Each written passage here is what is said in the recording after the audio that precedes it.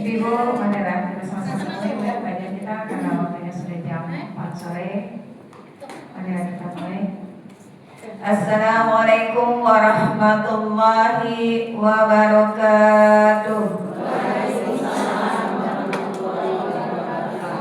Bismillahirrahmanirrahim. Alhamdulillahirabbil alamin. Wa bihi nasta'in wa ala umuri dunya waddin. Wassalatu wassalamu ala asrafil anbiya'i wal mursalin wa ala alihi wa sahbihi ajma'in. Amma ba'du. Pertama-tama yang sama-sama kita hormati yaitu guru kita Al-Mukarramah Al-Ustazah Maulidiana Rahma DSH, yang sama-sama kita hormati juga pimpinan daripada pengajian ini, Ibu Hajah Herni, dan yang sama-sama kita hormati juga ya Bu ya, yang kami hormati yaitu Ibu pengajian Nurul Islam. Alhamdulillah sudah pada hadir memenuhi pengajian kita yang ketiga ya, kebenaran yang ketiga. Insya Allah dengan kita berkumpul begini, kita menimba ilmu ya Bu di sini. Insya Allah kita pulang dari sini mendapat ilmu, mudah-mudahan barokah semuanya. Amin ya rabbal alamin. Pertama-tama marilah kita panjatkan puji syukur kehadirat Allah Subhanahu wa taala yang mana pada hari ini alhamdulillah kita diberi nikmat iman Islam, sehat walafiat sehingga dapat berkumpul dalam pengajian yang ketiga tadi Bu ya. Mudah-mudahan kita selalu istiqomah dalam mengikutinya. Salawat serta salam terucap kita sanjungkan kepada Nabi kita Muhammad SAW beserta keluarganya dan para sahabatnya, dan insya Allah kita sekalian pengikutnya yang setia kepada beliau, mudah-mudahan mendapat syafaat dari beliau di hari kiamat nanti. Amin ya rabbal alamin. Sebelum kita mengikuti pelajaran yang akan disampaikan oleh guru kita, marilah sama-sama kita buka pengajian ini dengan membaca basmalah. Bismillahirrahmanirrahim. Disusul ya Bu ya. Kita membaca surat Al-Fatihah. Mudah-mudahan dalam surat Al-Fatihah ini kita diberi kesehatan jasmani kita, rohani kita, dan kita selalu setia, selalu istiqomah dalam menjalankan pengajian kita, dan mudah-mudahan juga Allah berikan kita rezeki yang banyak, yang barokah, dan mudah-mudahan kita juga menjadi insan-insan yang bertakwa, dan mudah-mudahan pula Bu, anak-anak kita dijadikan anak-anak yang soleh dan solehah, dan insya Allah kita juga dimatikan dalam husnul khatimah. Amin ya rabbal alamin. Ala hadina wa kulli niyatin sholihah ma'al khitamin husna fi khairin wa lafin wal afiyah wa ila hadatin nabi Mustafa Rasulillah sallallahu alaihi wasallam. Al-Fatihah. A'udzu billahi minasy syaithanir rajim. Bismillahirrahmanirrahim. Alhamdulillahi rabbil alamin. Arrahmanir rahim. Maliki yaumiddin. Iyyaka na'budu wa iyyaka nasta'in. Ihdinas siratal mustaqim. Siratal ladzina an'amta 'alaihim ghairil maghdubi 'alaihim waladdallin. Amin. Rabbighfir lana wa liwalidina. Amin. Amin ya rabbal alamin. Ibu-ibu yang dimuliakan Allah Subhanahu wa taala. Untuk selanjutnya yaitu kita pada sama-sama kita mengikuti pelajaran yang akan disampaikan oleh guru kita yaitu Al-Mukarramah Al-Ustazah Hajah Maulidiana Rahma BSH. Kepada beliau dipersilakan.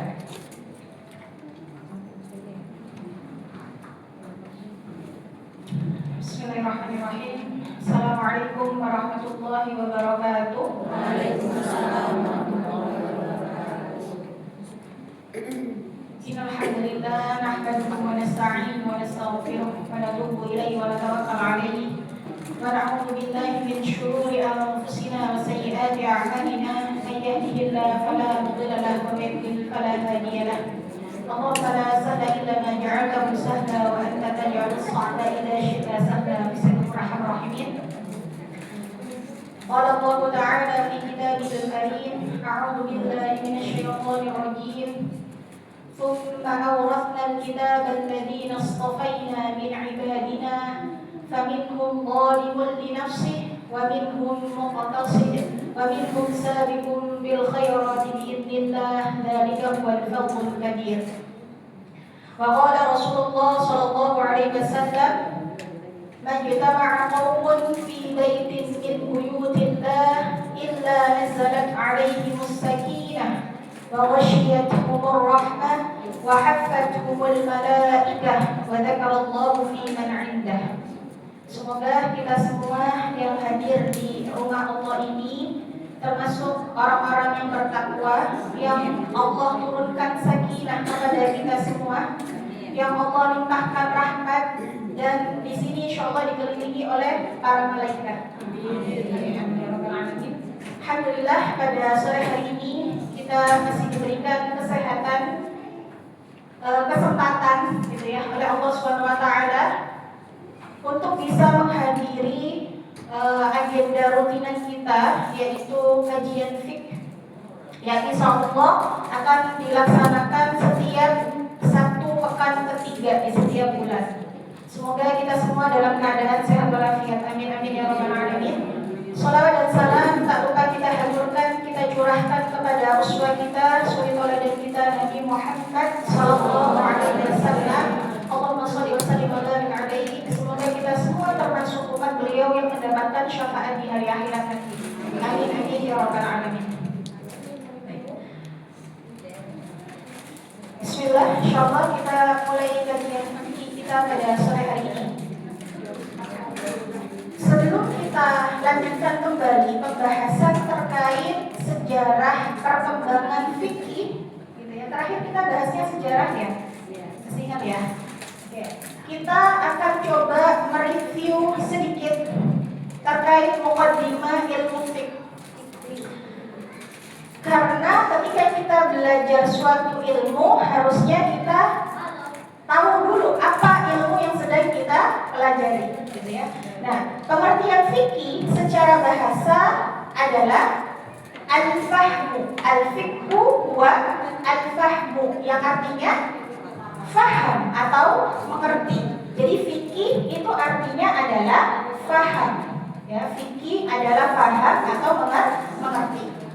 Sedangkan fikih secara istilah itu memiliki dua makna. Yang pertama istilah secara umum, dan yang kedua istilah secara khusus.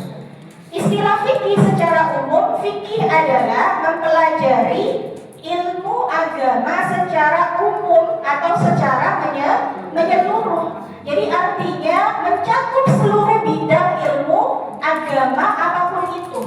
Bukan hanya fikih saja, bukan hanya tentang thaharah, tentang sholat, wudu dan seterusnya. Tapi fikih secara umum itu berarti mencakup apa? Akidah, ya, tafsir, hadis, nahwu, shoroh, adab dan seterusnya. Itu namanya fikih secara umum. Ya, jadi ilmu yang berkaitan dengan agama itu namanya fikih juga. Gitu ya. Sebagaimana yang Rasulullah Shallallahu Alaihi Wasallam sabdakan, "Man yuridillahu bihi khairan yufaqihu fiddin." Man yuridillahu bihi khairan. Dan barang siapa yang Allah kehendaki kebaikan baginya, yufaqihu fiddin, maka akan dimudahkan dalam memahami ilmu agama. Nah, maksud dari yufaqihu fiddin di sini adalah ilmu fikih secara umum, secara menyeluruh. Jadi semua ilmu agama yang kita pelajari itu namanya fikih. Yang kedua, istilah secara khusus. Apa istilah fikih secara khusus?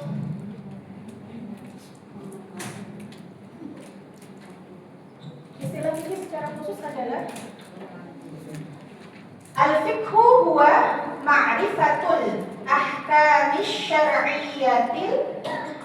Kalau yang sebelumnya Al-fiqhu huwa ma'rifatul ahkam taklifiyatil amaliyati bi adillatiha tafsiriyah. Jadi sebenarnya terkait pengertian fikih ini nanti memang bermacam-macam, tapi intinya sama gitu ya. Meskipun bahasanya agak berbeda sedikit.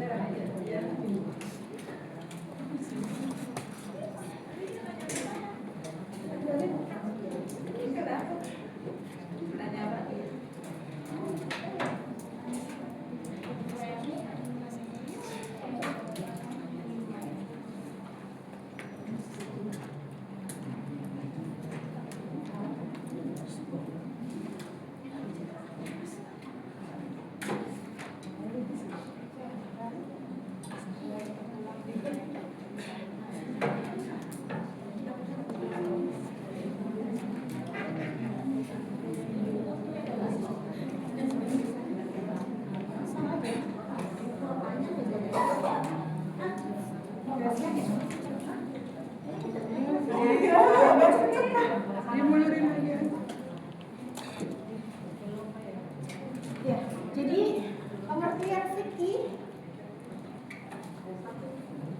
secara khusus itu adalah ma'rifatul ahkamit taklifiyatil amaliyati bi adillatiha at-tafsiliyah. Ini pengertian yang kita pakai sebelumnya ya. Kalaupun nanti kita ketemu dengan pengertian yang lain, itu sebenarnya mirip-mirip saja. Seperti contoh misalkan al-fiqhu huwa al-ilmu bil ahkamish syar'iyyati al-amaliyati bi adillatiha tafsiliyah. Jadi bedanya al-ahkam at-taklifiyah, ada al-ahkam asy-syar'iyyah. Jadi intinya fikih itu yang akan kita pelajari adalah memahami atau mengetahui hukum-hukum taklif. Taklif itu artinya apa? Sesuatu yang dibebankan. La yukallifullahu nafsan illa wus'aha. Nah, itu ya. Jadi hukum-hukum taklif al-amaliyah yang berkaitan dengan amalan manusia, amalan seorang hamba. Dengan apa? Di adillatiha tafsiliyah. Syaratnya harus ada dalil-dalil yang terperinci. Gak boleh sekedar ngomong, tapi harus disertai dengan dalil atau hujjahnya apa. Gitu ya, yang bersumber dari mana? Bisa dari Al-Quran atau As-Sunnah.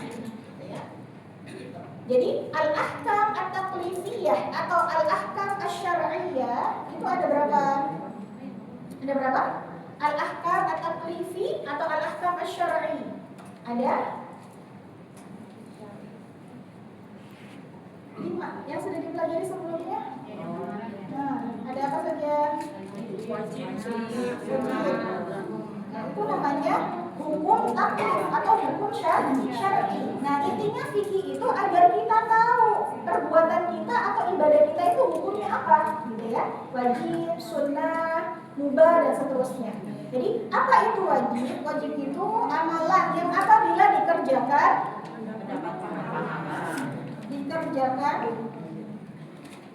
berpahala,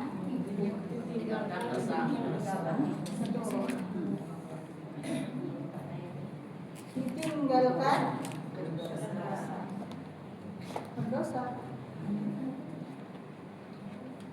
Contohnya apa? Sholatnya sholat 5 waktu. Sholat wajib 5 waktu. Kemudian apa lagi selain sholat? Puasa Ramadan. Kemudian ada zakat misalkan dan seterusnya. Ini adalah amalan-amalan yang kalau kita kerjakan kita mendapat pahala, tapi kalau kita tinggalkan kita berdosa karena hukumnya wajib. Yang kedua setelah wajib ada sunnah. Apa itu sunnah?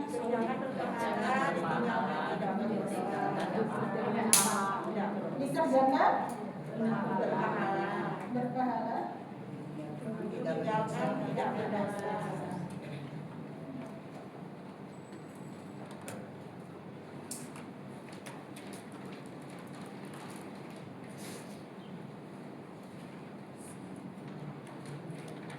Jadi sunnah itu amalan yang ketika kita kerjakan berpahala, mendapatkan pahala, tapi kalau kita tinggalkan tidak berdosa atau tidak apa-apa, gitu ya. Contohnya apa? Salat sunnah banyak, salat sunnah. Salat duha, rawatib,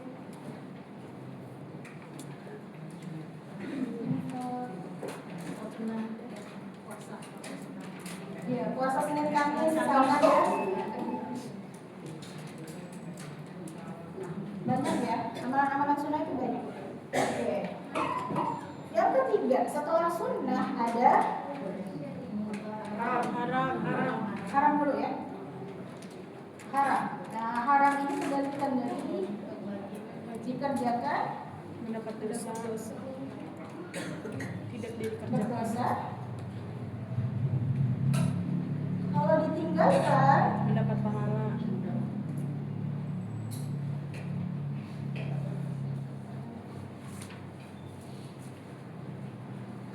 Contohnya apa? Amalan haram. Khamar, minum khamar.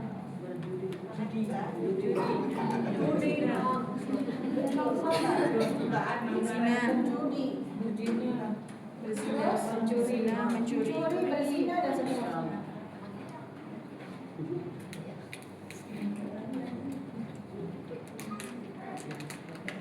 Yang keempat setelah haram ada makruh itu kalau dikerjakan tidak mendapat dosa, tidak berdosa, ditinggalkan makan jengkol, makan bawang putih, makan jengkol,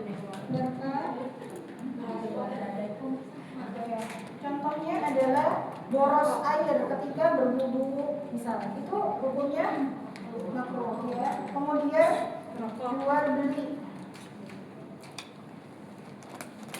ketika berjaga azan atau sholat Jumat.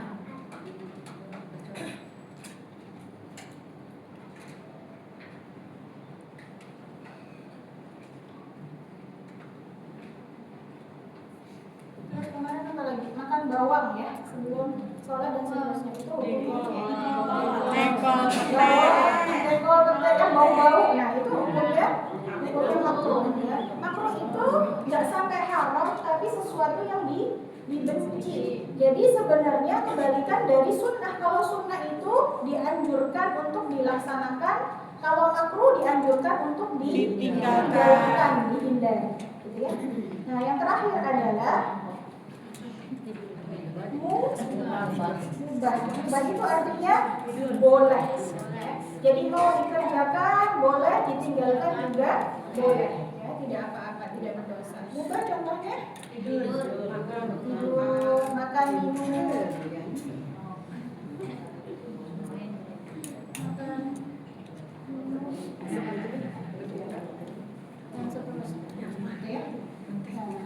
Ini pembahasan kita di pekan lalu. Kalau main HP hukumnya apa itu?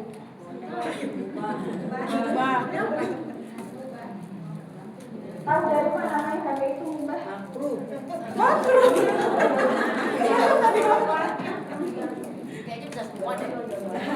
Iya, tergantung ya. Jadi kaidah asalnya itu segala sesuatu itu asalnya mubah, boleh, kecuali ada dalil yang mewajibkan atau mengharamkannya, termasuk main atau scroll HP. Pada dasarnya bermain atau scroll HP itu hukumnya mubah, boleh, gitu kan? Hukumnya boleh, karena asal segala sesuatu hukumnya boleh. Tapi akan berubah menjadi apa? Sunnah misalnya ketika kita main HP untuk mendengarkan kajian, untuk membaca, untuk belajar, mencatat, dan seterusnya. Itu hukumnya jadi sunnah. Yang tadinya mubah kita nggak dapat apa-apa, gitu ya. Tapi kalau kita fungsikan HP itu untuk kebaikan, maka berubah jadi sunnah. Jadi kalau kita nyatet di HP atau mendengarkan murotal dan seterusnya, gitu ya, maka kita mendapatkan pahala. Tapi kalau tidak kita lakukan, ya nggak apa-apa juga. Tapi bermain HP juga bisa berubah jadi haram. Kapan jadi berubah jadi haram? Kalau keasyikan scroll, kemudian meninggalkan sholat. Nah, itu udah jelas ya.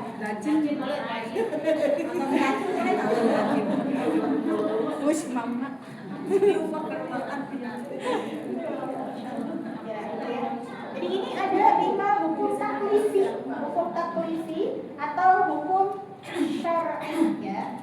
Ada wajib, kemudian ada sunnah, haram, makruh, dan juga mubah. Nah, ini nanti yang akan kita pelajari. Kemudian hukum mempelajari ilmu fikih atau hukumnya kemarin. Ternyata hukum pelajari ilmu fikih itu ada berapa? Ada 2, ya kan? Ada fardu ain dan ada fardu kifayah.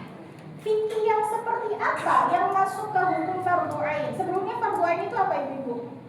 Wajib, ya. Nah, diwajibkannya itu memang untuk pribadi kita, untuk masing-masing kita, individu kita. Nah, fikih yang seperti apa yang hukumnya fardu ain? Yang berkaitan dengan ibadah sehari-hari atau aktivitas kita. Contohnya apa?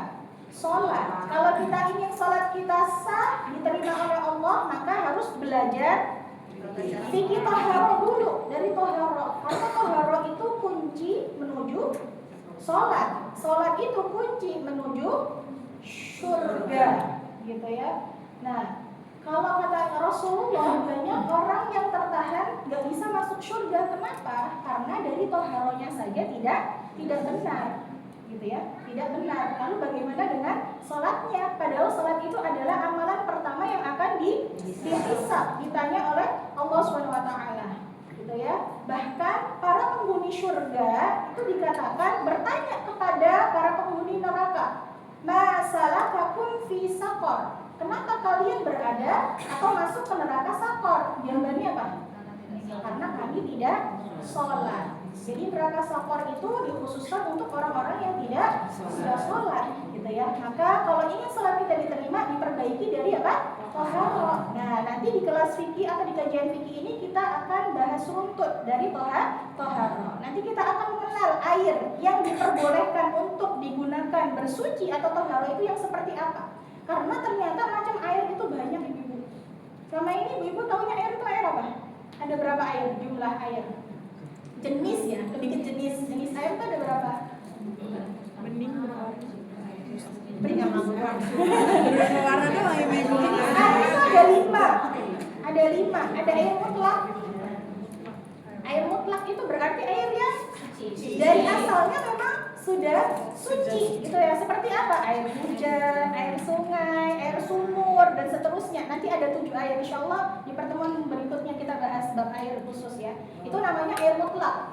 Kemudian setelah air mutlak ada mustakmal. Apa air mustakmal? Air yang sudah kita gunakan untuk bersuci tapi ditadah. Gitu. Nah itu nanti hukumnya apa? Apakah makruh, boleh atau tidak dan seterusnya nanti kita bahas. Gitu. Kemudian ada air suci tapi tidak mensucikan, seperti air tadinya air suci tapi dicampur dengan larutan teh. Nah seperti teh, kopi, maka yang tadinya air suci berubah jadi air teh, air kopi, beda judul gitu ya. Maka itu bukan lagi air yang bisa kita pakai untuk bersuci. Kemudian ada air musyammas, pernah ada yang dengar musyammas yang terkena si panas matahari gitu ya. Dan yang terakhir adalah air najis atau mutanajis. Asal airnya tadinya suci, tapi kejatuhan kotoran misalkan kayak gitu ya. Nah itu ada beberapa macam air yang kita harus tahu bisa digunakan untuk toharo atau tidak gitu ya. Kemudian selain itu, selain sholat apalagi ibadah yang kita ingin perbaiki, maka itulah yang harus kita pelajari gitu ya. Kalau kita ingin jual beli berarti kita belajar fikih jual beli. Kita ingin umroh atau haji, maka kita belajar fikih umroh atau haji gitu ya. Nah ini adalah hukum mempelajari ilmu fikih yang pertama, yaitu fardu ain, wajib untuk masing-masing kita gitu ya, yang berkaitan dengan ibadah kita kepada Allah. Nah yang kedua fardu kifayah. Apa itu fardu kifayah? Kewajiban yang apabila sebagian dari kita sudah melaksanakan, maka kewajiban tersebut gugur gitu ya. Tapi ini juga dianjurkan menjadi sunnah. Contohnya apa? Bagi fikih yang seperti apa yang masuk? Gimana? Kayak memandikan jenazah. Mandikan jenazah. Oh Salat ya, jenazah. itu hukumnya ya. Nah, fikih yang seperti apa yang masuk ke fardu kifayah? Ini sebenarnya mungkin ada 2 penafsiran gitu ya. Kalau yang saya sampaikan sebelumnya itu yang berkaitan dengan pendalaman ilmu fikih, yang sampai harus hafal dalil-dalil misalkan. Harus sampai bisa beristinbat hukum dan lain-lain. Jadi itu kayak khusus untuk ustadz mungkin ya, atau guru, dosen, hakim dan seterusnya. Tapi ternyata ada juga penafsiran lain yang maksudnya apa? Sebenarnya kalau kita nggak pelajari ilmu ini nggak apa-apa. Misalkan tentang sholat, tentang berapa sholat, terkait duluan mana antara lutut dan tangan ketika mau sujud. Ini permasalahan yang masuk ke fardu kifayah gitu. Nggak harus kita pelajari, karena ini adalah terkait hal cabang yang sebenarnya ya udah nggak masalah gitu. Nggak masalah. Takutnya kalau kita fokus di hal-hal yang seperti itu malah terjadi banyak perdebatan dan kita melupakan yang fardu ain gitu. Jadi kalau sudah ada yang belajar itu nggak wajib untuk kita karena sudah gugur gitu. Simpelnya seperti itu ya. Oke. Kemudian fadilah belajar fikih yang pertama di surat An-Nahl ayat 43. Qala Allah Ta'ala wa ma arsalna min qablika illa rijalan nuhi ilaihim fas'alu ahla dzikri in kuntum la ta'lamun. Jadi kalau kita nggak tahu maka kita harus bertanya kepada orang yang tahu. Kemudian kalau dari hadis Rasulullah SAW, talabul ilmi fardhatun ala kulli muslim. Ya, jadi menuntut ilmu itu wajib bagi setiap muslim. Meskipun muslimannya tidak disebutkan, tapi kita juga masuk dalam hadis ini. Kemudian ada satu lagi, man salaka tariqan yaltamisu fihi ilman sahhalallahu bihi tariqan ilal jannah. Barang siapa yang menempuh jalan untuk menuntut ilmu, kemudian apa? sahalallahu bihi thariqan ilal jannah, maka Allah akan mudahkan dia masuk ke surga. Nah, ini fadillah kita belajar ilmu. Sebenarnya ilmu secara umum gitu ya. Nah, fikih masuk ke dalam hadis ini. Baik, kita lanjutkan pembahasan kita terkait sejarah fikih melalui beberapa fase atau tahapan. Waktu itu kalau nggak salah kita baru membahas satu tahapan atau satu fase ya, dari 4. Jadi sejarah fikih perjalanan atau perkembangan fikih itu ada 4 fase atau 4 tahapan. Ya. Yang pertama adalah marhalatut tasyri'. Marhalatut tasyri', fase pensyariatan. Yang kedua, marhalatu apa?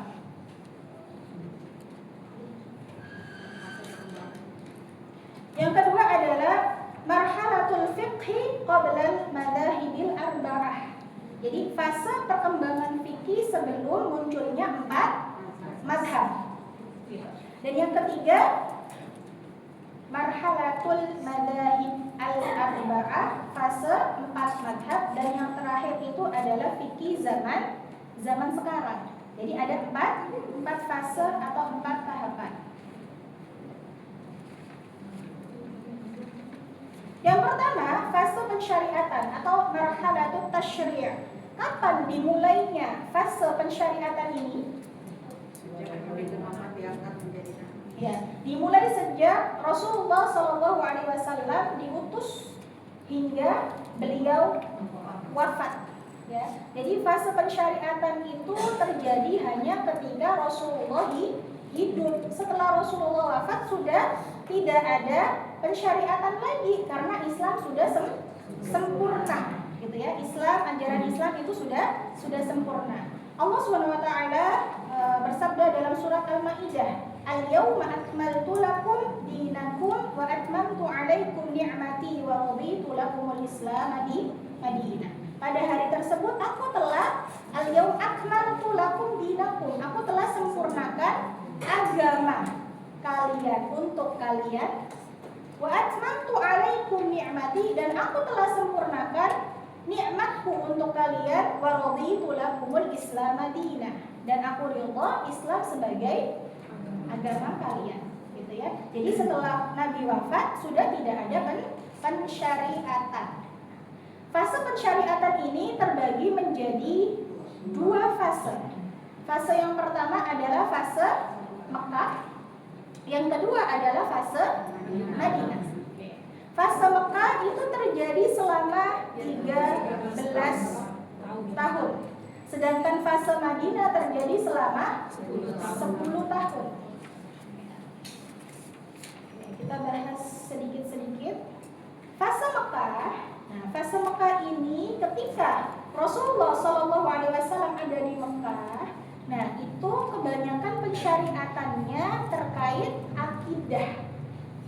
Fokus pada permasalahan akidah, pengokohan akidah. Tidak menyekutukan Allah SWT, percaya adanya hari kiamat, surga, neraka, dan lain-lain. Nah, itu namanya akidah, gitu ya. Kenapa pada fase Mekah ini tidak langsung pensyariatan tentang larangan berzina atau larangan khamr misalkan?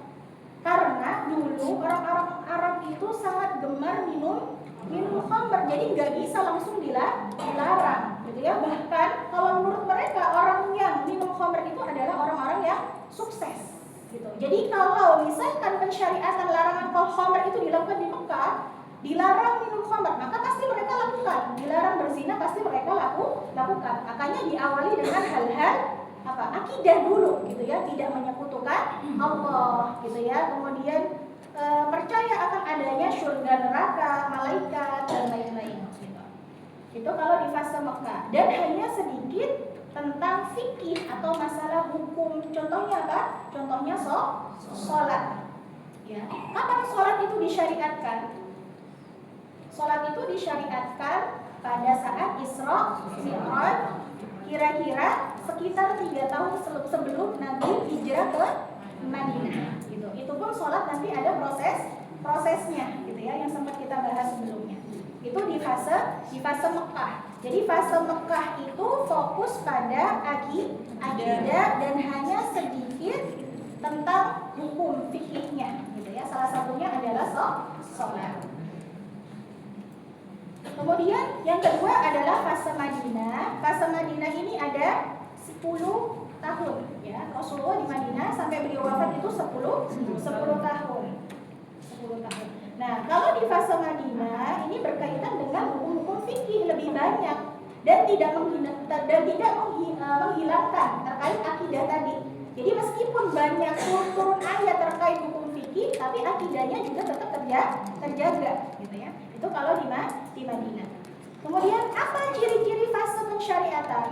Ciri-ciri fase pensyariatan yang pertama adalah sumber hukum pada marhalatul tasyri' itu ada 2, yaitu Al-Qur'an dan As-Sunnah. Ya. Jadi pada masa pensyariatan sumber hukumnya baru 2, yaitu dari Al-Qur'an dan As-Sunnah atau hadis Rasulullah Shallallahu Alaihi Wasallam. Nah, terkait sunnah ini Allah SWT bersabda, "Wa ma yantiqu 'anil hawa in huwa illa wahyun yuha."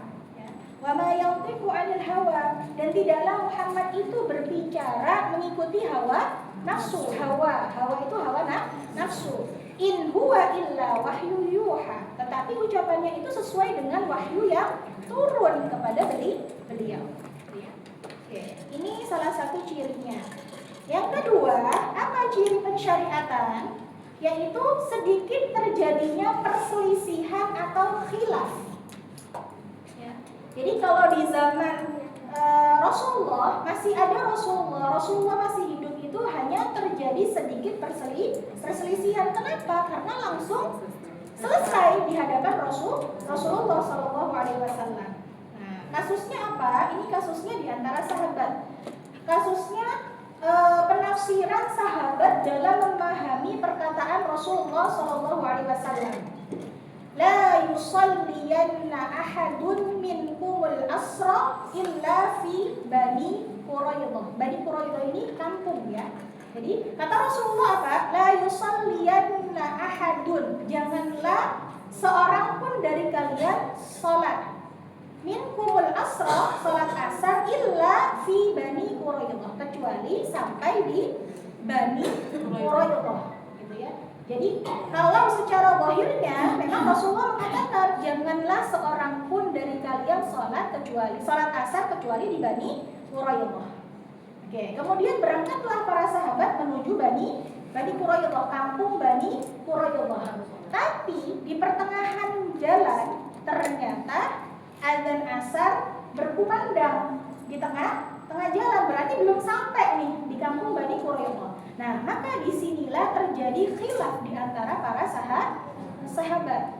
Khilafnya apa? Ada dua kelompok atau 2 kubu, gitu ya.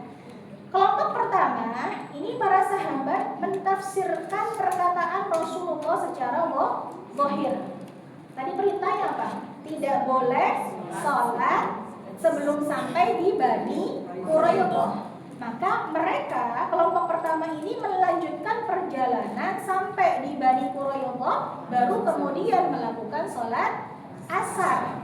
Nah, ijtihad kedua, kelompok kedua, mereka memahami bahwa maksudnya Rasulullah itu harus bersegera ke Bani Quraidah, dan kemudian jika waktu sholat asar tiba, maka mereka juga harus bersegera melakukan sholat asar. Gitu.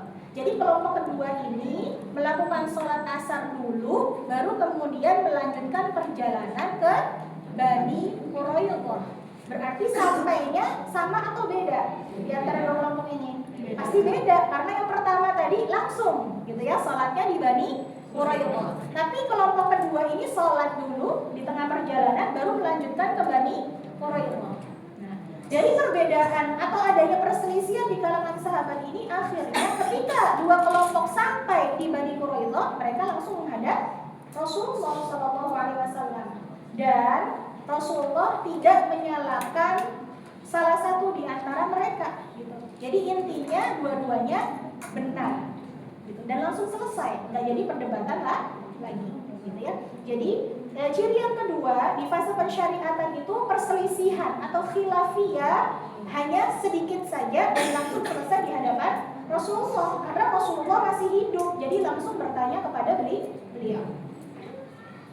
Kemudian yang ketiga, banyak syariat turun secara bertahap ya, atau tidak secara langsung ya. Tadi kita bahas bahwa sholat itu disyariatkan 3 tahun sebelum Rasulullah hijrah ke Madinah gitu ya. Nah ternyata ibadah-ibadah ini itu ada tahapannya untuk menjadi sholat wajib yang sekarang kita lakukan gitu ya. Tahapannya apa kalau sholat? Kalau sholat itu ada berapa tahapan? Ada 4 tahapan ya. Ada 4 tahapan. Yang pertama sholat malam. Jadi yang pertama kali diwajibkan itu adalah sholat malam.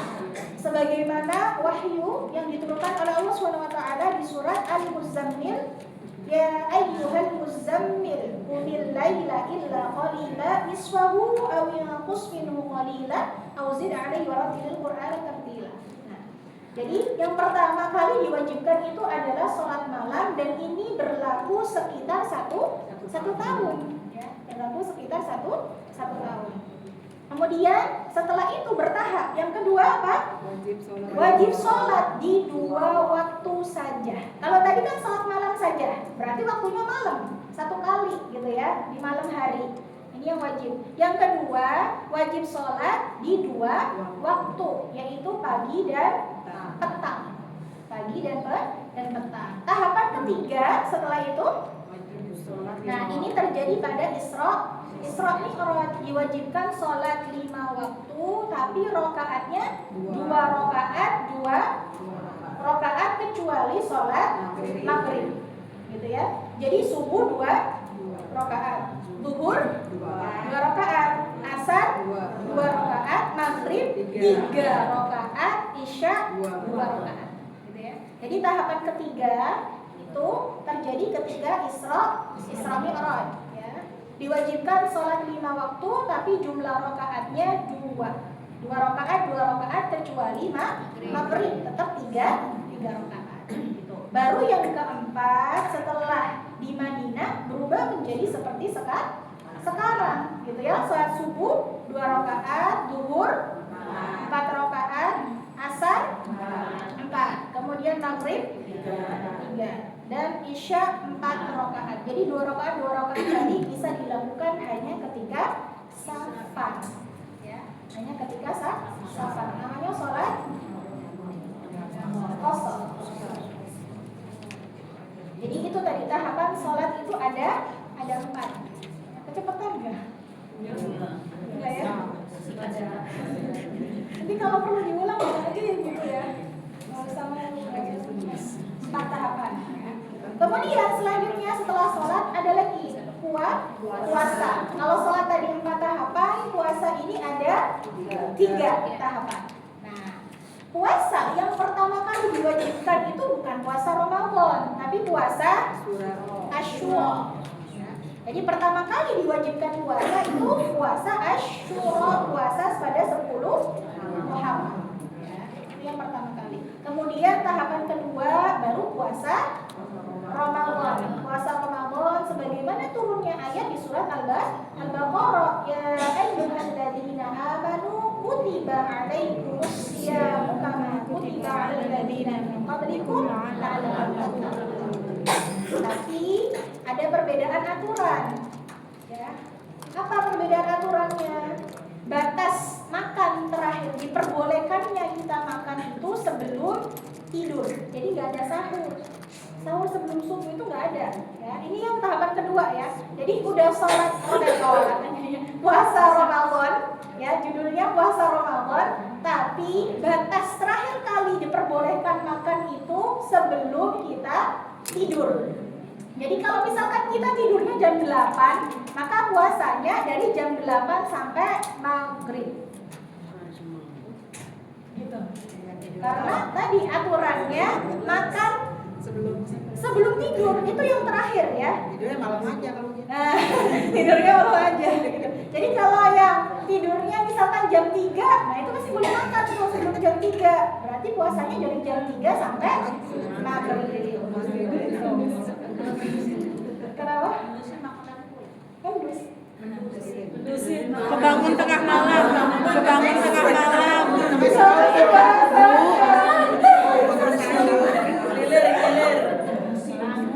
Bangun. Terbangun. Terus makan, terus tidur lagi. Sahur ya tuh. Enggak, tadi tidur pertama. Iya.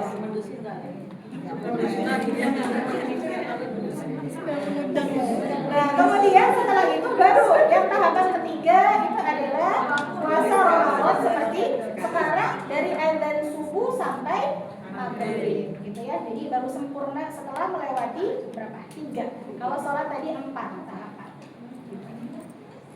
Itu di fase pensyariatan. Kemudian terkait zakat juga sama. Dulu kalau di zaman Mekah ya, ketika Rasulullah di Mekah itu hanya dianjurkan untuk sedekah, berinfak gitu aja.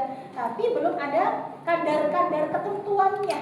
Gitu ya. Kalau sekarang kan ada zakat profesi, gitu ya, zakat pertanian, zakat emas dan lain-lain. Nah, itu baru ada ketika di fase Madinah. Ya, ketika sudah berhijrah ke Madinah. Jadi melewati dua fase zakat. Nah, yang terakhir adalah haramnya khamar. Diharamkannya khamar. Kenapa khamar itu haram atau ya tidak boleh gitu ya? Kenapa? Ya, karena itu nggak boleh. Karena memabukkan. Nah, itu dia ilahnya. Ya, sebabnya itu karena khamar memabukkan. Jadi kalau tape itu memabukkan atau tidak? Tidak. Berarti haram atau tidak? Tidak. Ya, karena fermentasinya alami, kadar alkoholnya juga Alami. sedikit. Iya, sedikit sampai mabuk. Kalau kita makan tape seember mabuk.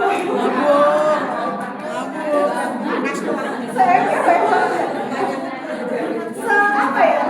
Segelas gitu ya. Segelas kira-kira mabuk nggak? Kalau segelas enggak gitu ya. Enggak mabuk kan? Nah, itu beda karena kadarnya sedikit, fermentasinya juga alami. Jadi intinya sesuatu yang memabukkan kullu muskirin haram. Ya. Jadi apapun itu, segala sesuatu yang memabukkan maka itu haram. Jadi di sini sebabnya kenapa dia haram karena bikin mabuk orang. Gitu. Oke, tahapan diharamkannya khamar. Yang pertama adalah Allah sebutkan di surat An-Nahl ayat 67 gitu ya. Allah hanya menyebutkan apa? Berupa isyarat bahwa khamr itu buruk, bahwa khamr itu enggak baik buat kalian. Gitu ya, hanya sekedar isyarat bahwa khamr itu enggak baik gitu ya. Bunyinya A'udzubillahi minasyaitonir rajim. Wa min thamaratin nakhili wal a'nabi tattakhiduna minhu sakaran wa rizqan hasanah. Dan wa min thamaratin nakhil, dan buah-buahan dari nakhil. Nakhil ini kurma, wal a'nab dan anggur, tattakhiduna minhu sakaran, itu menyebabkan kalian sakara. Apa sakara? Mabuk, warizqan hasanah, dan membawa rizki yang bermanfaat. Tapi di situ dikatakan oleh Allah apa? Ada sakarnya. Sakaron itu artinya memabukkan, membuat kalian mabuk. Berarti khamr itu tidak baik atau buruk, hanya seperti itu saja. Ini yang pertama. Jadi diberikan isyarat oleh Allah SWT bahwasanya khamr itu sesuatu yang buruk atau tidak baik. Kemudian yang kedua, khamr lebih banyak kerusakannya atau bahasanya nadharat atau mafsadatnya daripada apa? Kebaikannya, daripada manfaatnya. Sebagaimana yang Allah sebutkan di surat Al-Baqarah ayat 219. Yas'alunaka 'anil khamri wal maisir qul fihima ithmun kabirun wa manafi'u lin-nas wa ithmuhuma akbaru min naf'ihima. Ya, ketika mereka bertanya tentang khamr dan perjudian, maka katakanlah pada khamar dan perjudian itu ada manfaatnya, tetapi dosanya lebih besar. Ya. Wa ithmuhuma, ithm itu artinya dosa. Wa ithmuhuma akbar, lebih besar daripada apa? Min naf'ihima, daripada manfaatnya. Jadi yang kedua, Allah mengatakan bahwa khamar itu banyak kerusakannya, banyak madharatnya daripada manfaatnya. Gitu ya, tahapan kedua. Tahapan ketiga setelah itu, khamar diharamkan hanya pada waktu tertentu saja. Kapan khamar diharamkan? Ketika mau sholat atau sebelum sholat. Ada di surat An-Nisa ayat 43. Ya ayyuhalladzina amanu la taqrabus sholata wa antum sukara. Di sini la taqrabus sholat. Wahai orang-orang yang beriman, janganlah kalian mendekati sholat wa antum sukara, sedangkan kalian dalam keadaan mabuk. Hatta ta'lamu ma taqulun, sampai kalian mengerti apa yang kalian ucapkan. Kenapa Allah turunkan ayat ini? Ini ada ceritanya. Yaitu ketika ada sahabat, ya, sahabat yang dalam keadaan mabuk kemudian sholat. Ketika sholat itu membaca surat apa? Dia masih ingat gak ceritanya? Membaca surat Al-Kafirun. Ya ayyuhal kafirun la a'budu ma ta'budun wa la antum 'abiduna ma balik lagi jadi balik lagi diserang ya tadi ya. Kenapa sahabat tersebut nggak sampai selesai atau muter-muter dalam membaca surat Al-Kafirun? Karena beliau dalam keadaan mabuk teler, nggak ingat, beliau nggak tahu apa yang sedang diucapkan, gitu ya. Maka turunlah surat ini An-Nisa, gitu ya, bahwa khamar itu dilarang hanya ketika mau sholat, gitu ya. Tadi yang pertama diisyaratkan dulu bahwa khamar itu buruk, ya, tidak baik. Yang kedua apa? Khamar itu banyak keburukannya daripada manfaatnya atau kebaikannya. Dan yang ketiga dilarang hanya ketika mau sholat. Nah, baru yang keempat, khamar dilarang secara mutlak, benar-benar dilarang sampai hari ini. Ya, ini tahapan-tahapan ini nggak bisa kita praktekkan di zaman sekarang karena hanya berlaku pada masa pensyariatan pada saat Rasulullah masih hidup, gitu ya, nggak bisa dipraktekkan di zaman sekarang.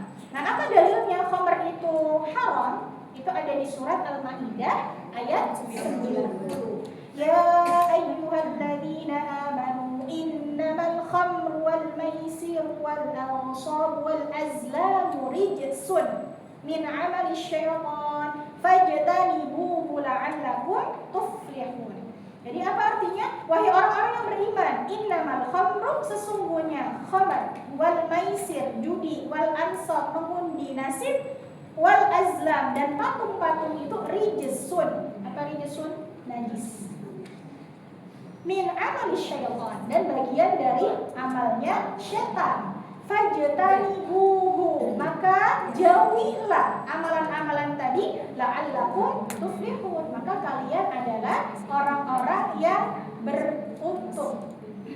Muflihun, orang-orang yang beruntung.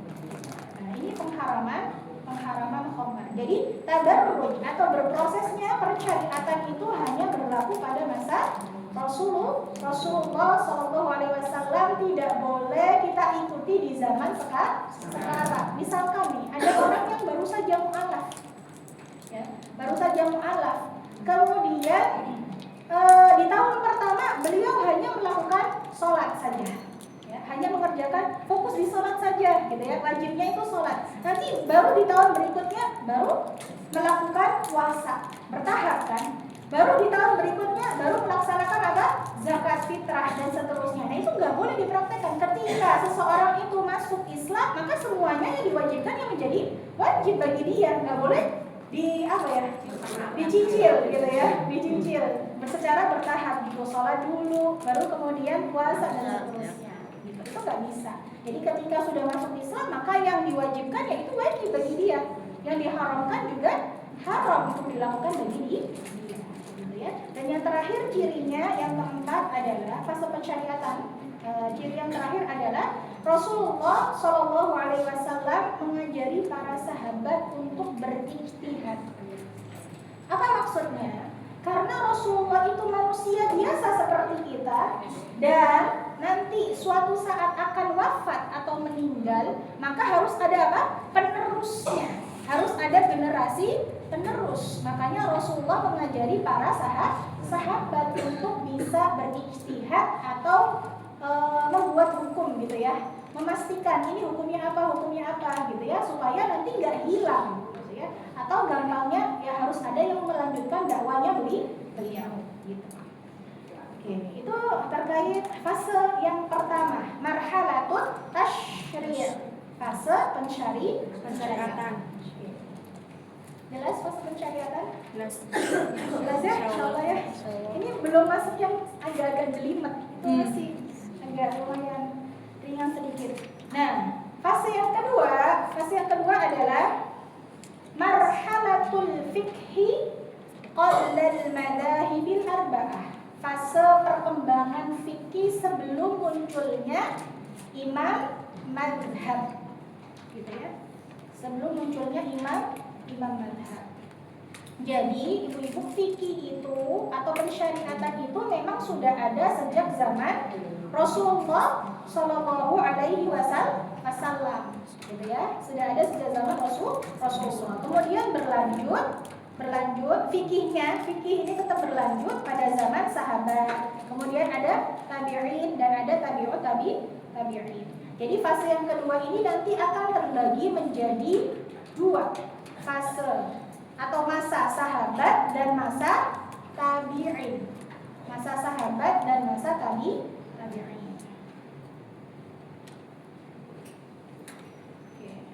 Jadi fase yang kedua, fase perkembangan fikih sebelum muncul 4 mazhab itu kapan dimulai?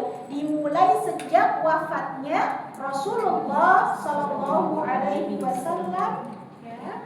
Kemudian dilanjutkan ke masa sahabat sampai nanti munculnya imam mazhab tabi'in tadi. Jadi setelah Rasulullah wafat itu syariat memang sudah sempurna. Tadi ya, syariat sudah sempurna, tapi fikih itu belum selesai dan masih berkembang karena permasalahan itu akan tetap terus ada. Bahkan muncul lagi yang baru. Makanya ada namanya fikih kontemporer, gitu ya. Karena masalah-masalah baru ini pasti akan muncul terus, gitu ya. Jadi fikih ini akan terus berkembang, tapi syariat tadi sudah selesai ketika Rasulullah Shallallahu Alaihi Wasallam wafat. Yang pertama masa sahabat. Masa sahabat. Nah, pada masa sahabat ini muncul para sahabat yang masyhur dalam masalah fatwa atau sahabat-sahabat yang keputusannya itu dijadikan rujukan untuk masyarakat. Gitu ya.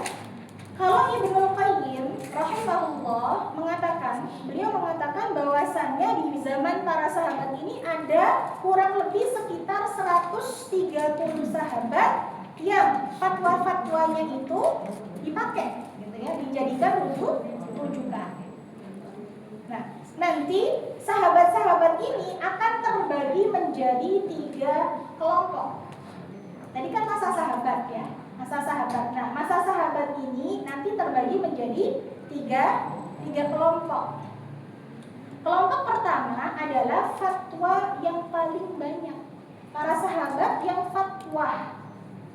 fatwanya paling dipakai untuk dijadikan rujukan. Nah, yang paling banyak itu ada 7 orang. Ini saya dikte saja ya, insyaallah pelan-pelan. 7 sahabat ini siapa? Yang pertama Umar bin Khattab. Umar bin Khattab itu menjadi khalifah berapa lama ibu? Ini paling lama ya beliau itu menjadi khalifah, kurang lebih berapa? 20 tahun. 20 tahun. Jadi beliau ini adalah sahabat yang paling faqih setelah Abu Bakar. Abu Bakar As-Siddiq. Yang pertama Umar bin Khattab. Yang kedua Ali bin Abi Thalib. Ali bin Abi Thalib.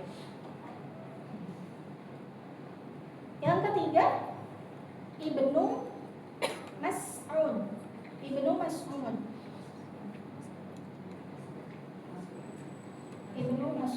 Empat Aisyah. Aisyah itu putrinya siapa? Aisyah. Abu Bakar. Aisyah itu putrinya Abu. Jadi Abu Bakar itu mertuanya Nabi Rasulullah SAW. Jadi yang pertama tadi Umar bin Khattab. Ini yang fatwanya atau hukum-hukumnya dipakai, dijadikan rujukan. Itu yang paling banyak dijadikan rujukan. Yang pertama Umar bin Khattab, Ali bin Abi Thalib, kemudian Ibnu Mas'ud, 4 Aisyah, 5 Zaid bin Thabit. Beliau ini penulis wahyu pada zaman Rasul, ya, penulis wahyu. Zaid bin Thabit. TSABIT.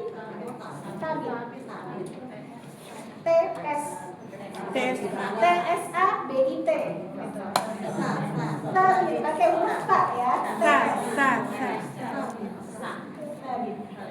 Jadi yang kelima adalah Zaid bin Thabit. Yang keenam Ibnu Abbas. Ada Ibnu Abbas. Dan yang ketujuh Ibnu Umar. Ya. Yang ketujuh yang terakhir adalah Ibnu Umar. Jadi ini adalah 7 orang sahabat Rasul yang fatwanya paling banyak dijadikan rujukan, gitu ya. Tadi Umar bin Khattab, kemudian Ali bin Abi Thalib. Nah, Ali bin Abi Thalib ini di Kufah. Tempatnya di Kufah. Kufah itu di mana? Irak ya. Yang ketiga, Ibnu Mas'ud sama di Irak atau di Kufah. Kemudian 4 ada Aisyah, 5 Zaid bin Thabit. Ini beliau ada di Madinah. Ya, karena Rasul hijrah ke Madinah. Jadi penulisan wahyu ketika ada di Madinah. 6, kemudian ada Ibnu Abbas itu di Mekah beliau. Yang terakhir Ibnu Umar di Madinah juga. Kelompok pertama. Kelompok kedua. Kenapa guys? Aisyah. Madinah. Kan istri Rasul. Zaid di Madinah. Umar di Madinah. Yang kedua, kelompok kedua, fatwa sedang. Ya, kalau tadi yang paling banyak dijadikan rujukan, ini yang sedang-sedang saja, tidak terlalu banyak.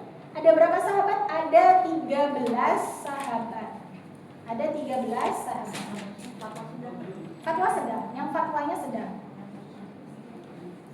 Gak terlalu banyak gitu ya. Yang pertama adalah Abu Bakar As-Siddiq. Jadi Abu Bakar itu termasuk yang fatwanya sedang, gak begitu banyak. Kenapa? Karena ketika Rasulullah wafat, beliau langsung menjadi khalifah.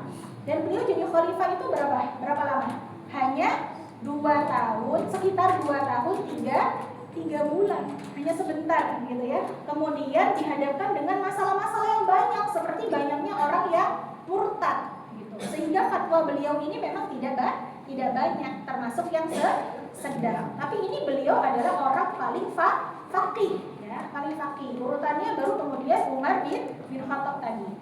Kemudian setelah Abu Bakar ada siapa? Yang kedua Utsman bin Affan.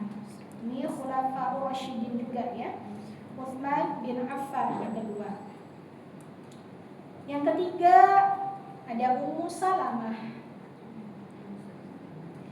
4 Anas. 5 Abu Sa'id Al-Khudri. 5 Abu Sa'id Al-Khudri. 6 Abu Hurairah. Abu Hurairah ini julukan ya, bapak kucing. Kenapa dijuluki Abu Hurairah? Karena beliau pecinta kucing, sering main dengan kucingnya. Kemudian yang ketujuh Abdullah ibn Amr bin As. Abdullah bin Amr bin As. 8. Ibnu Zubair. Ibnu Zubair.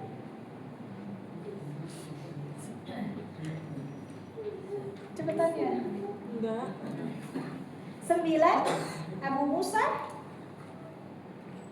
Abu Musa. 10. Jabir. Jabir. Jabir. Jabir. Jabir. 11. Mu'al bin Jabal. Mu'al pakai dal. Mu'al bin Jabal. Bin Jabal. Jabal. Ini beliau adalah orang yang paling tahu haram dan halal, atau dijuluki dengan a'lamun nas 'anil halal wal haram. Mu'adz bin Jabal. 12. Sa'ad bin Abi Waqqas. Sa'ad bin Abi Waqqas. 13 terakhir Salman Al-Farisi. Salman Al-Farisi. Ada 13 sahabat Nabi yang fatwanya itu sedang atau tidak terlalu banyak. Nah, kelompok ketiga yang terakhir yang fatwanya sedikit. Di antaranya ada Abu Darda, Hasan dan Husain. Siapa Hasan dan Husain ini? Cucu Rasulullah SAW. Jadi ada Abu Darda, Hasan dan Husain. Hasan Husain kalau orang Indonesia ya. Hasan Husain. Harusnya Hasan Husain itu. Bukan Husain ya. Kemudian ada Ubay bin Ka'ab, Abu Ayyub. Setelah Ubay bin Ka'ab ada Abu Ayyub, Y-nya 2. Asma bin Abi Bakar. Asma itu putri Abu Bakar ya. Asma binti, bukan binti Abi Bakar. Zaid bin Arqam, Buraidah dan lain-lain, banyak soalnya ya. Jadi dan lain-lain aja. Zaid bin Siapa? Zaid bin Arqam. Buraidah dan lain-lain. Kalau ibu-ibu mau mendalami terkait pembahasan ini bisa dilihat di kitabnya Ibnul Qayyim, namanya I'lamul Muwaqqi'in. Barangkali Ibnul Qayyim nama kitabnya I'lamul Muwaqqi'in. Namanya banyak ya. Gak apa-apa, ini bukan untuk dihafal, tapi supaya kita lebih tahu sejarah dan ibu-ibu nyatet ini dapat pahala ya, karena yang dicatat itu ilmu gitu loh. Jadi nggak ada ruginya meskipun nggak pahala gitu ya. Banyak banget soalnya, saya juga bingung ini cara apa gitu. Saya juga belum hafal jujur aja. Tapi masya Allah, karena kita belajar ini kita jadi tahu gitu ya, karena ternyata fatwa itu banyak gitu ya, dan banyak sahabat yang memfatwakan terkait ini. Oke, itu tadi masa sampai masa tabiin lah ya.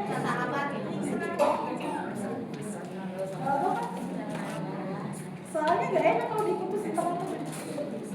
Nah, ini masih masa sahabat tadi ya. Kalau tadi kan kalau pengelompokan sahabat yang memiliki fatwa dari yang paling banyak, sedang dan sedikit. Nah, pada zaman sahabat ini ada madrasah fiqhiyah. Ada namanya madrasah. Madrasah itu kayak apa sih sekarang? Pondok, sekolah gitu ya, madrasah. Madrasah ibtidaiyah MI ya.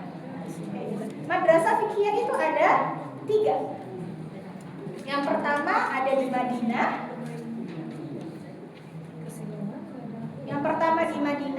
Yang kedua di Mekah, dan yang ketiga Irak. Ya, ada 3 madrasah fiqhiyah pada masa sahabat: Madinah, Irak. Ya. Madinah, Mekah dan Irak. Nah, di Madinah itu ada sahabat siapa? Ada Zaid bin Thabit. Ya. Nanti Zaid bin Thabit ini akan diajarkan ke Ibnu Umar. Nah, dua orang ini nanti yang paling banyak dijadikan rujukan. Jadi di Madinah itu ada dua ya, Zaid bin Thabit dan Ibnu Umar. Di Makkah, Madrasah Makkah itu ada Ibnu Abbas, dan yang terakhir madrasah di Irak atau di Kufah ada Ibnu Mas'ud. Tiga sahabat ini adalah tiga sahabat yang ilmunya itu berkembang dan banyak muridnya atau pengikutnya pada masa sahabat. Jadi ada berapa madrasah fikih ya?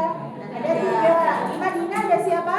Zaid bin Thabit dan Ibnu Umar. Kalau di Mekah ada Ibnu Abbas. Di Irak ada Ibnu Mas'ud. Sedikit lagi dari Mas'ud. Siapa? Itu nama orang Indonesia. Mas'ud ya, pakai dal. Tadi kan masa sahabat, satu lagi sebentar. Masa tabi'in.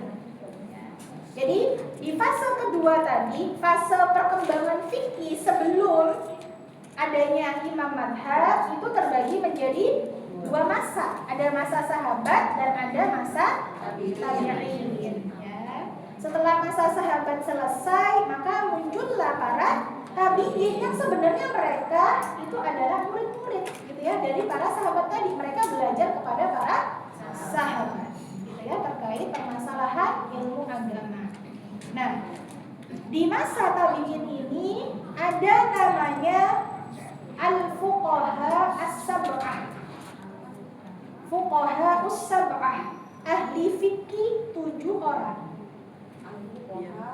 As-sab'ah, sab'ah 7 ya. Ada ahli fikih 7 orang di Madinah. Jadi nanti ini berkaitan dengan madrasah tadi. Ada madrasah Madinah, Mekah dan Irak. Nah ini di Madinah dulu ya. Di Madinah itu ada fuqaha us-sab'ah, ahli fikih 7 orang. Siapa saja? Yang pertama Ubaidullah bin Abdillah bin Utbah. Ubaidullah bin Abdillah bin Utbah. Panjang ya namanya.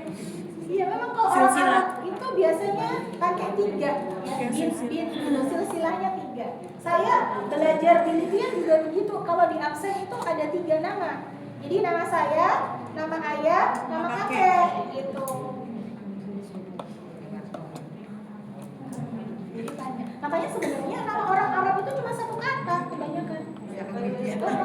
Binnya banyak. Bin gitu ya silsilahnya ya. Nasabnya gitu. Kalau orang Indonesia 1 orang namanya bisa berapa kosakata? 3. Saya pribadi 3. Saya 3. Saya 3. Ada yang 4, ada yang 5. Ya, sepupu saya kayaknya 5 atau 6 gitu. Dulu kalau lagi ujian nasional, kalau saya zamannya yang masih pakai pensil 2B, Sama. dia dibuletin, Iya, itu sama. terakhiran sendiri. Panjang 3 suku kata gitu ya. Nah kalau orang Arab itu biasanya hanya 1 kata namanya. Cuma setelah itu ada binti ya, binti atau bin siapa, habis itu bin siapa lagi kakeknya. Oke, itu tadi yang pertama, Ubaidullah bin Abdillah bin Utbah. 2, Urwah ibnu Zubair. Urwah itu sebenarnya pakainya ain. Urwah bin Zubair. Urwah laki-laki. Urwah itu nama laki-laki. Zubair. Nah ini juga nama itu kadang di Arab itu sebenarnya nama sahabat itu laki-laki, tapi kalau udah jadi nama orang Indonesia jadinya perempuan. Salah satunya Urwah. Urwah itu sahabat Nabi Ini laki-laki. Iya. Bukan. Tapi teman saya namanya Urwah, perempuan. Ada lagi apa ya? Ya, Maisarah itu pembantu kan. Nah, terus itu juga laki-laki. Tapi kalau Maisarah di Indonesia Perempuan. ada takna butonya. Harusnya itu dicek dulu sebelum kasih nama anaknya supaya nggak salah gitu ya. Gitu. Itu baru itu masih mending nama sahabat. Kalau yang ngasih nama anak tapi dicomot dari Al-Quran atau sekedar tahu oh ini bahasa Arab berarti namanya bagus. Ini kalau yang kenal bahasa Arab udah tahu nih. Ada kalbun dan kolbun. Ya. Bedanya cuma kaf dan kof. Kalbun itu apa? Anjing. Kalau kolbun hati. Nah, ada seseorang ini beneran memberi nama anaknya yang maksudnya itu hatiku tapi menjadi kalbi pakai kaf. Kalbi maka artinya anjingku padahal maksudnya kolbi gitu ya. Maka salah dalam penulisan huruf, pengucapan huruf itu akan berubah makna gitu ya. Yang tadinya hatiku jadi anjingku. Kasian banget nama anaknya jadi anjing. Banyak cerita-cerita seperti ini. Ada juga yang namanya ini nama ayah teman saya, musyrikin. Karena kenapa kadang tuh orang-orang tua zaman dahulu itu tidak ngecek, tidak cross check dulu Artinya. karena musyrikin itu ada banyak di dalam Al-Quran, jadi dikiranya bagus tanpa tahu artinya apa. Padahal artinya apa? Orang-orang yang berbuat syirik, yang menyekutukan Allah. Padahal nama itu kan doa ya ibu-ibu, harusnya kan kita berhati-hati gitu. Tapi kan orang dulu dengan orang sekarang beda. Makanya kalau kita mau memberi nama anak, kalau mau pakai bahasa Arab atau apapun itu lebih baik bertanya dulu kepada yang lebih tahu supaya nggak salah. Karena nama itu menjadi doa orang tua. Gitu ya. Itu baru beberapa contoh. Sebenarnya masih banyak lagi. Kita lanjut. Nomor 3. Nomor 3. Qasim. Nah ini bisa nih buat nama anak Qasim. Qasim bin Muhammad. Jadi namanya cuma Qasim. Muhammad itu nama bapaknya. Qasim. Qasim bin Muhammad.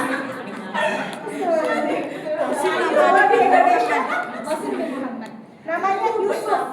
Dipanggil enggak. Bukan. Saya kasih contoh doang nih. Bukan Yusuf. Dipanggilnya Ucup kan. Kalau Hamid Yus. Nah, Jamal. Ibu-ibunya enggak? Namanya Jamal. Jamal itu kalau dalam bahasa Arab artinya unta. Iya, Jamal. Kalau ganteng itu Jamil. Aja ya, Jamil itu ganteng. Makanya ada namanya Maria Jamilah. Konita Jamilah gitu ya misalkan. Nah, Jamilah itu artinya cantik. Nah itu tadi, kalau yang namanya Jamal itu tulisannya bukan Jamal bukan pendek, tapi ininya panjang. Jamaluddin artinya keindahan agama. Jadi Jamal, iya namanya itu harusnya. Tapi ketika kita manggil yang namanya Jamal itu kan maknya hilang. Unta. Jamal, tahu tak gitu? Tapi maksudnya kan bukan itu ya, insya Allah mengarahnya ke keindahan, kecantikan, bagus, indah dan seterusnya. Gak mungkin orang tua kasih nama anaknya unta gitu ya.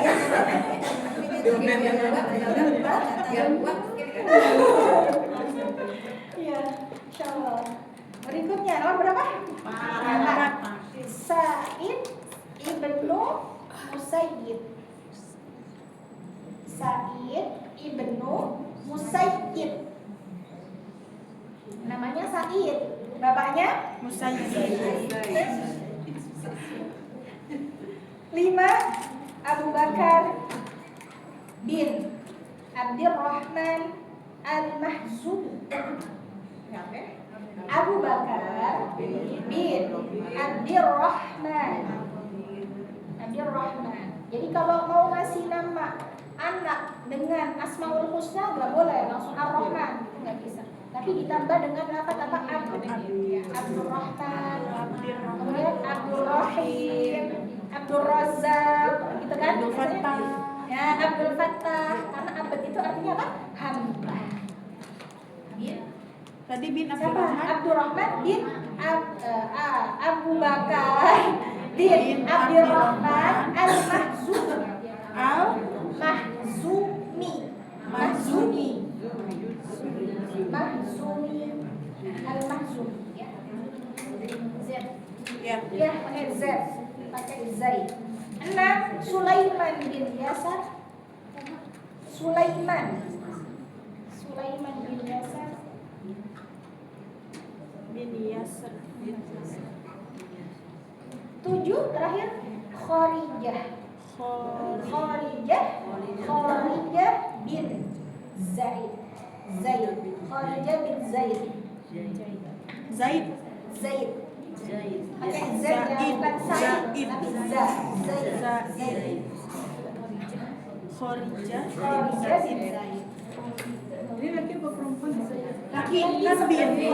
Ini laki-laki semua ya. Tadi Kharijah itu laki. Khadijah nenek saya. Kharijah perempuan. Nah itu tadi madrasah pertama ya yang ada di Madinah. Berarti mereka tadi masuknya ke para tabi'in, masa setelah para sahabat. Ada 7 orang. Berikutnya fuqaha zaman tabi'in di Mekah. Fuqaha ahli fikih zaman tabi'in di Mekah. Madrasah kedua Mekah tadi ya. Ada 4 orang.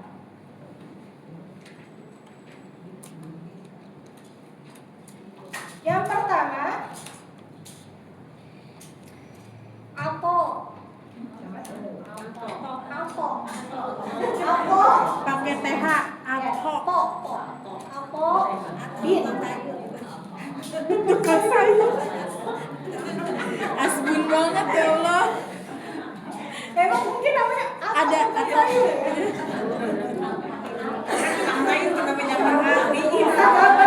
Sahabat orang tadinya tahu, Masya Allah. Apo bin Abi Robah. bin Abi Robah.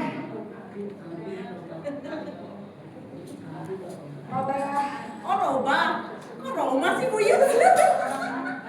Robah Ira. Rubah kalau rubah. Rubah kalau Betawi rubah. Oh, Robah. Berubah robah dirubah. Oh. Iya, Robah ya, pakai H kecil yang lembut. Robah. Robah. Apa dengan Robah? 2 Ikrimah. Ada nih.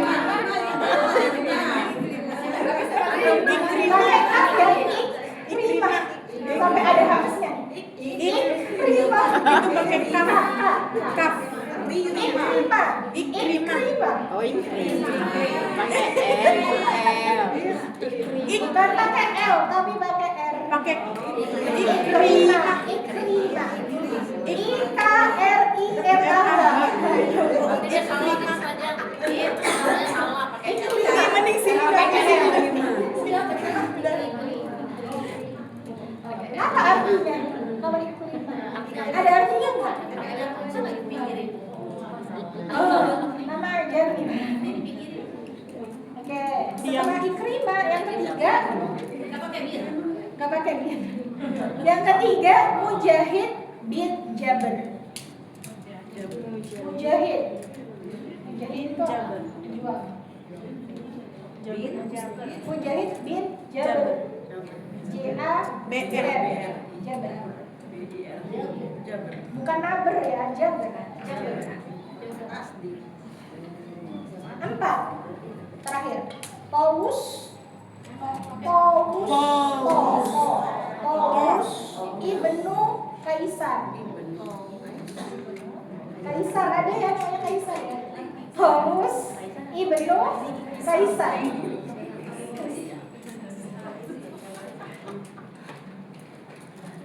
Paulus Ibnu Kaisar. Jadi ada 4 ya. Yang tabi'in yang ada di Mekah. Nah, yang terakhir, ini terakhir benar-benar terakhir. Yakin. Masih apa? Oh. Fuqaha atau ahli fikih yang ada di Irak terbagi menjadi dua, ada Basrah dan ada Kufah. Ahli fikih masa tabi'in di Irak terbagi menjadi dua tempat. Yang pertama Basrah, pakai shad, Basrah. Siapa para tabi'innya? Yang pertama Al-Hasan Al-Basri. Hasan Al-Basri. Ini mungkin namanya sering kita dengar. Hasan Al-Basri. Hasan Al-Basri. Berarti nama tabi'in. Hasan Al-Basri. Yang kedua Ibnu Sirin. Beliau ini ahli di bidang kedokteran sebenarnya. Ibnu Sirin. 3 Abu Qilabah. Pakai Qaf. Qiyu. Abu Qilabah. 4 terakhir Qatadah. pakai kof. Qaf juga. Qiyu. Qatadah. Nah, itu tadi Basrah. Kalau yang Kufah ada 4 juga. Kufah, F-nya 2. Kufah. 1 Alqamah.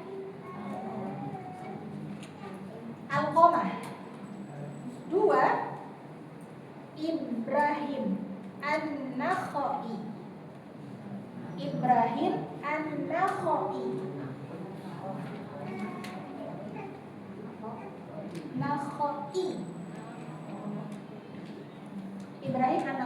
3 Masruq. Pakai Q ya akhirnya. Masruq. Kalau ditulis di Indonesia udah jadi M-A-S-R-U-K. Masruq. Sebenarnya ada matnya kan Masruq. Tapi kalau ditulis jadi Masruq. Makanya tadi Jamal dibagiannya Jamal. Matnya udah hilang. Yang terakhir 4 Abidah As-Salmani.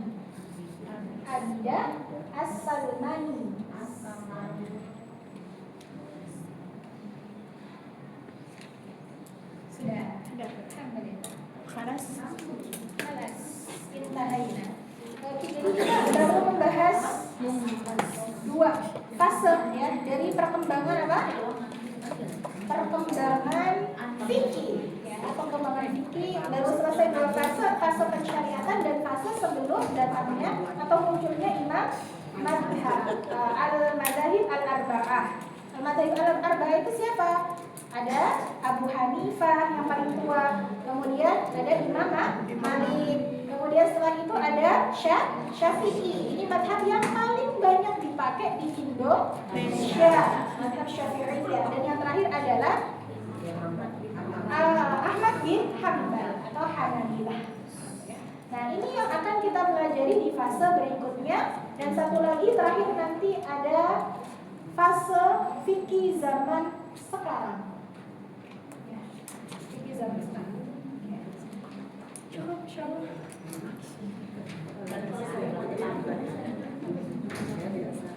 Karena masih pembahasan fase, jadi kita cukupkan dulu aja ya.